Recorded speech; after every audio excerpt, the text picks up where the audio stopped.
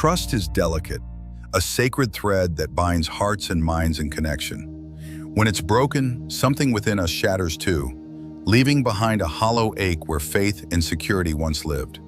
It's easy to spiral into anger, resentment, or even despair. But the path taught by Buddhist wisdom offers a gentler, more empowering alternative. When someone betrays your trust, the first and most vital step is not revenge or confrontation. It is to allow yourself to feel, to acknowledge the waves of emotion washing over you without being swept away by them. When betrayal strikes, the heart instinctively clenches. We might feel rage clawing at our chest, sorrow dampening every breath, or confusion clouding our vision. But reacting from this emotional storm often leads to regret and deepens the wounds. Instead, Zen teaches us to observe these emotions like leaves floating down a river. We don't have to clutch them. We don't have to act on them. We simply watch and wait, let them pass. Through mindfulness, you grant yourself the grace of time. You pause, you breathe, you sit with the pain not to indulge it, but to understand it. Like a master potter shaping wet clay, this pause molds your inner world into something steadier, something stronger. In this stillness, clarity arises. You start to realize that your emotions are valid, but they do not define you. They are passing guests, not permanent residents. Through daily meditation, silent reflection, or writing in a journal, you give your pain room to exist, to speak, and ultimately to dissolve. This is not weakness, this is power, choosing conscious awareness over unconscious reaction. And only from that awareness can true healing begin. Once you've sat with your pain and allowed it space to breathe, the second step emerges naturally: communication. Not every betrayal needs confrontation, but when the wound runs deep, healing often asks us to speak. Buddhism does not demand silence in suffering, it encourages compassion in dialogue. That means finding the strength to face the person who hurt you with honesty and calm. This conversation isn't about blame, it's about truth. You choose a moment when your emotions are settled, your mind clear, and then with grace you express the weight you've been carrying. You do not attack. You speak of how their actions rippled through your heart, what it felt like to be let down, what you hoped for, what broke. These are your truths, shared not as weapons, but as lanterns. You hold them up so that the other person may see what they could not before. And then you listen, not to argue, not to defend, but to truly hear. Active listening is not easy. It demands presence. You look into their eyes not to judge, but to understand. You set your ego aside, allowing silence to stretch where needed. You might hear sorrow, you might hear excuses, you might hear nothing at all. Whatever you hear, your task is not to fix them, but to understand them. And more importantly, to remain rooted in your own clarity. If you sense sincere remorse, a desire to change, this becomes the bridge toward reconciliation. But if the words ring hollow or the pattern repeats, you begin to see the truth for what it is. Either way, speaking your truth allows you to unburden your spirit and regain your power. It is an act of liberation, not for them, but for you. But communication alone cannot rebuild a house that has burned to the ground. There must be new boundaries, clear, firm, and sacred.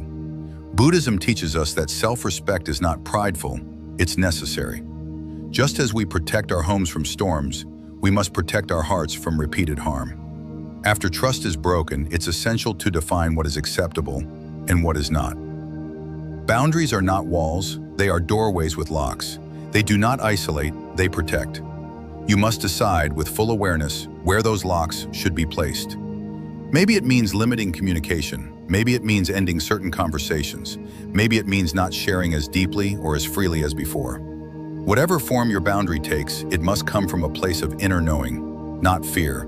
You are not punishing the other person, you are honoring your healing. You are saying, this is what I need to feel safe again. When expressed with kindness and firmness, boundaries do not destroy relationships, they test them. The right people will respect them, the wrong people will resist them, and that too is part of the clarity boundaries provide. Some relationships may heal and grow stronger from this mutual understanding. Others may fade, unable to survive the weight of what was broken. But in either case, you remain in control of your peace. As you begin to reclaim that peace, another deeper question arises. Is the person who broke your trust willing to make amends? Buddhism teaches us to balance compassion with discernment. Forgiveness is not granted to avoid conflict or appear virtuous. It must come from real change, both in the other and in yourself. So you must observe, not just their words, but their actions. Are they genuinely remorseful? Have they taken responsibility, not just offered apologies? Are they willing to do the hard, often uncomfortable work of rebuilding what they broke? You don't have to rush this evaluation. Time is your ally here. Real change reveals itself slowly. Someone truly sorry will not push you to forgive quickly. They will respect the distance, the boundaries, the process. They will seek to understand your pain, not justify their behavior. On the other hand, if they deflect, if they blame, if they demand forgiveness as a right rather than an offering, this too is clarity. You are not required to extend trust where it has been refused, the nourishment of truth. It is not cruel to protect your peace. It is wise. It is Buddhist in its very essence. Forgiveness, when offered blindly, becomes a weapon against your own healing. But when offered with wisdom, it becomes a balm. For you, for them, for the past itself. It tells the story, yes, harm was done, but transformation is possible. There is a moment in every journey of healing where the outside world fades and you're left facing only one question. Am I truly ready to forgive? Not because someone else expects it, not because forgiveness is the right thing to do, but because it feels aligned with your inner truth. Buddhism does not force forgiveness, it invites it. It whispers gently, reminding you that holding on to pain can weigh down the soul like stones in your pocket. But even so, you must be honest with yourself. You must ask, can I release this resentment? Am I ready to let go, not for them, but for me? You might find that the answer is not yet, and that is okay. Forgiveness is not a deadline. It is a door you open when your heart is ready, not when others come knocking. And sometimes you may find that forgiveness can coexist with separation. You may forgive and still choose not to trust again. You may release the burden of anger while walking away from the relationship. There is no contradiction in that. Forgiveness is not an invitation to be hurt again. It is simply a decision to stop letting someone else's betrayal occupy space in your spirit. When you reach this clarity, when your forgiveness is honest, unforced, and grounded in self-respect, you are not weak. You are powerful. You have reclaimed your narrative and chosen peace. Even so, peace can sometimes feel far away when we carry pain alone. That is why the teachings of Buddhism remind us of the value of Sangha, community. We are not meant to suffer in silence or carry the burden of broken trust all by ourselves. Seeking support is not weakness, it is wisdom. Whether from a trusted friend, a spiritual teacher, or a therapist, the presence of another compassionate soul can be profoundly healing. Sharing your story out loud releases its grip on your inner world. When someone listens without judgment, when they hold your emotions with care, it affirms your experience and helps you breathe easier. Sometimes a friend offers perspective you hadn't seen. Sometimes a therapist guides you to truths buried beneath years of habit. Sometimes just hearing someone say, "I understand," is enough to remind you that healing is possible. And it is. You are never alone in your pain. Countless others have walked the path of broken trust.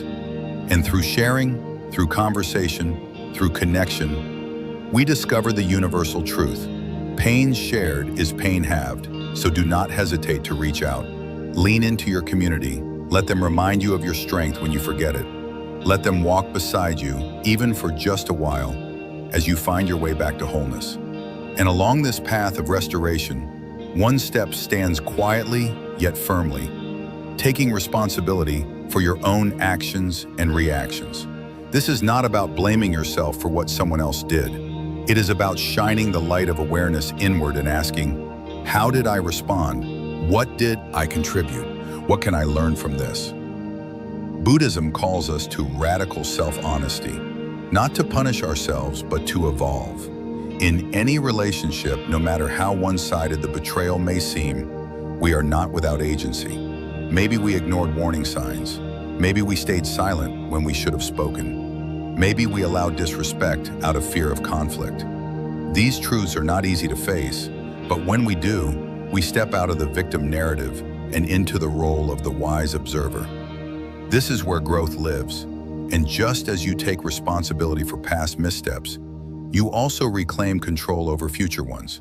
You begin to choose your reactions more mindfully. You recognize when emotions rise and pause before acting. You own your responses, your boundaries, your healing. This is the foundation of spiritual maturity. It is how you turn a painful chapter into a sacred teaching.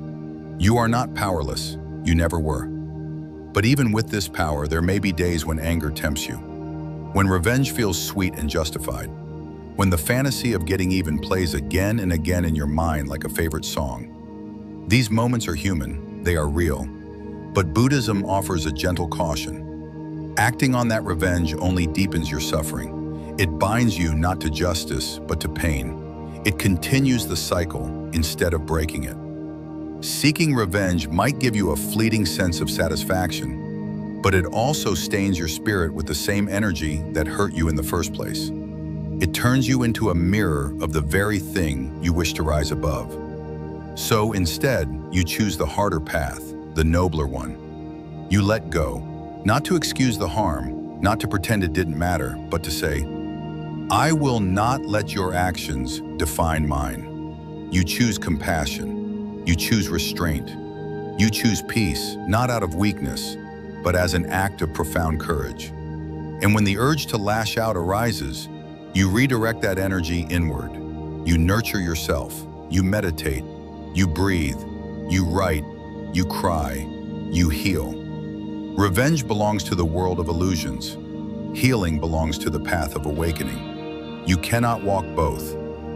In the quiet moments after pain has softened its grip, you begin to realize something essential, that you must now take care of yourself in ways no one else can. When trust is broken, the body tightens, the mind spins, and the heart aches. Stress and anxiety often become constant companions, but Buddhism teaches that the first act of healing is to return to the self, to cradle your own spirit in compassion. Self-care is not indulgence, it is repair, it is nourishment, it is survival. It is sitting with your breath in silence, allowing your mind to settle like a snow globe after the shaking stops. It is rolling out a yoga mat and letting your body stretch into stillness. It is walking through nature and letting the rustle of leaves soothe the noise within. It is nourishing your body with food that loves you back. It is writing in a journal, it is saying no when your soul whispers that it needs rest. Self-care means surrounding yourself with what is gentle, honest, and grounding. It is not a luxury reserved for perfect days. It is a lifeline, especially on the days when everything feels broken. You do not have to have it all figured out to begin. You only need to begin, slowly, kindly, with love. Because every time you care for yourself, you affirm that you are worth the effort, and you are, always. And as you begin this journey inward, perhaps the most difficult truth you'll need to hold is this: healing takes time. There is no shortcut, no fast forward, no bypass. There is only the long, winding road through your own heart. Buddhism teaches impermanence, the truth that nothing lasts forever, not joy, not sorrow, not even the deep sting of betrayal. Your pain, as sharp and unbearable as it feels now, will soften. Your confusion will clear, the heaviness will lift, but it will not happen all at once. Healing is not linear. Some days you'll feel strong, clear, peaceful. Other days, memories will come crashing back and knock the wind out of you. That's okay. That is the rhythm of transformation. Be gentle with yourself on those hard days. Offer yourself the same kindness you would give to someone you love. Trust that progress is happening, even if you can't see it. Healing is not about returning to who you were before the betrayal. It is about becoming someone wiser, softer, stronger, because of it. You may not trust as easily again, but you will trust more wisely. You may not forget, but you will no longer ache. And as time carries you forward, you'll discover that the pain that once consumed you has now become part of your strength. A sacred scar that reminds you, you endured, you healed, you rose. Let that truth anchor you as you take each step. There is no need to rush. There is only the need to keep walking, slowly, steadily, lovingly, back to yourself. Conclusion: trust, once broken, shatters not just the connection with another, but the connection with ourselves. But through the lens of Buddhist wisdom, we discover that betrayal is not an ending, it is an invitation to deepen our understanding, to reclaim our boundaries, to listen more closely to our intuition, and to become our own sanctuary. You do not need to rush toward forgiveness. You do not need to rebuild what was lost, but you do need to return to yourself with compassion, clarity, and courage. That is the real journey. And on that path, you will find not only healing, but a version of you who is wiser, kinder, and more resilient than you've ever known. May this path, however painful, lead you not to bitterness, but to awakening. And may you always remember, even in your most broken moment, you are still whole. When betrayal first arrives, it doesn't knock gently. It crashes in, unexpected, uninvited, like a storm tearing through your quiet world. But after the first wave of pain comes the choice. What will you do now? In Buddhism, one of the hardest but most important questions you must ask yourself is whether the person who hurt you is truly willing to make amends. Not everyone is, and not everyone deserves the return of your trust. Forgiveness, in Buddhist teaching, is not blind. It is not something handed out like a gift to those who are unready to receive it. It is thoughtful, conscious, and rooted in discernment. To begin healing, you must look with clear eyes at the person who caused you harm. Are they remorseful? Are their apologies sincere or merely convenient? Are they taking responsibility or shifting the blame? Actions speak with greater clarity than words ever can. If someone is truly sorry, you will see it in their consistent effort to change, not for your forgiveness, but because they are confronting their own conscience. It will not be performative. It will be quiet, humble, steady.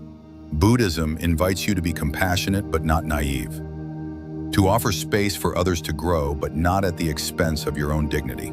If someone continues to lie, gaslight, or deflect, that is not repentance, it is manipulation. And the hardest truth is sometimes the most necessary. Some people do not change, and some relationships must be left behind to preserve your peace. Forgiveness in its truest form is not about letting the other person off the hook. It's about freeing yourself from the prison of resentment. It is about saying, I will not allow this pain to define me any longer. But that forgiveness does not require you to welcome them back. It does not require you to give them access to your vulnerability again. It only asks that you no longer carry the weight of their wrongs. Whether or not someone deserves your trust again is a decision that must come from a place of wisdom, not guilt or obligation. And sometimes choosing yourself is the most spiritual decision of all. The moment you sit quietly with your pain, without trying to fix it, deny it, or rush it away, is the moment you begin to reclaim your power. One of the most transformative steps in Buddhism is radical honesty with yourself. When trust is broken, it's easy to focus entirely on the other person, what they did, how they lied, what they ruined. But there is a deeper, more important question that waits for you. Are you willing to forgive? Not because they deserve it, not because things can go back to how they were, but because your heart is tired of carrying the poison of anger and betrayal. Buddhism teaches that holding on to resentment is like holding hot coal in your hand with the intention of throwing it at someone else. You are the one who gets burned. But here's the truth. Forgiveness is never forced. It is not something you owe anyone. You must be honest about your readiness. Can you envision a future where you let go of the resentment, even if you never get the apology you deserve? Can you release the expectation that justice will arrive wrapped in perfect words or acts of redemption? If not, that's okay. Healing is not a straight line. You are not weak for still hurting. You are human. And part of healing is allowing space for all of it. The grief, the anger, the longing for closure, the struggle to let go. Forgiveness is not a finish line you must race toward. It is a decision you make again and again, slowly, when your heart is ready. You must ask yourself what you truly want. Not what others expect you to feel, not what social norms tell you should happen, but what your soul is actually ready for. If you're not ready to forgive, then give yourself that honesty. It is the most sacred gift you can offer yourself. You are not here to rush this journey. You are here to walk it in your own time, at your own pace. And when the moment does come, whether today or years from now. When forgiveness feels like release and not repression, you will know it, because your soul will breathe again. In those quiet, tender hours of reflection, when the world has gone still and your thoughts begin to soften, a truth emerges. No one heals alone. The last step in the journey of mending trust is perhaps the one most often overlooked: seeking support.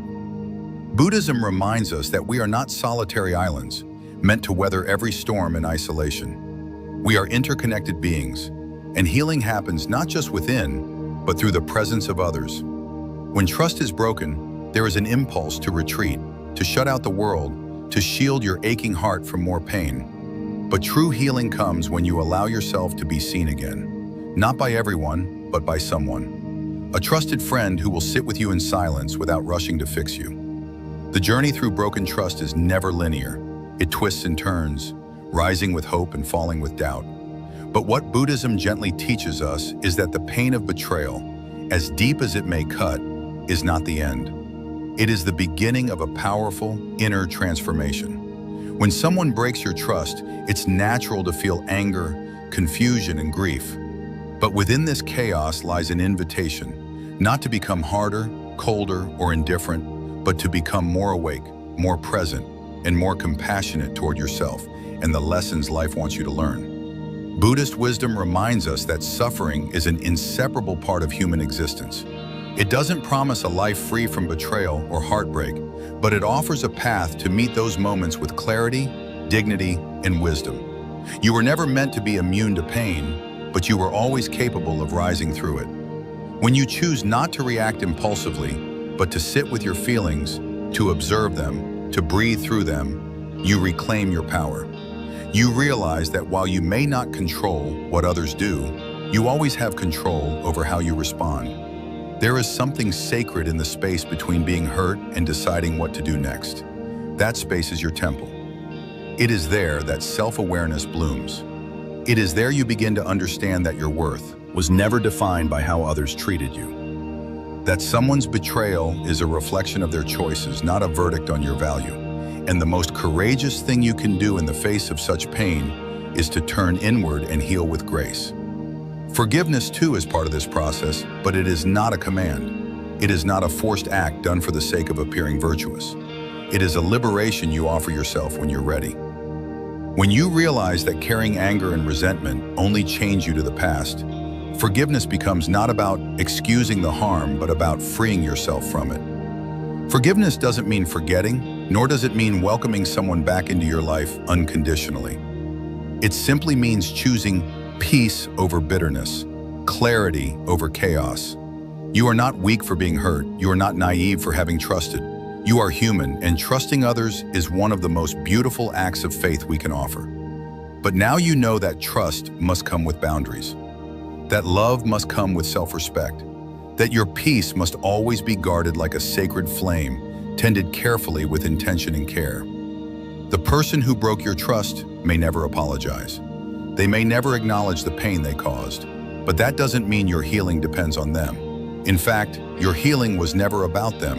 It was always about you. It was always about how you choose to rise, about how you choose to hold your heart gently, even when it's bruised. Healing, as Buddhism teaches, is a path we walk, one mindful step at a time. There are days when you will feel like you've taken 10 steps forward, and others where it feels like you've slid backwards.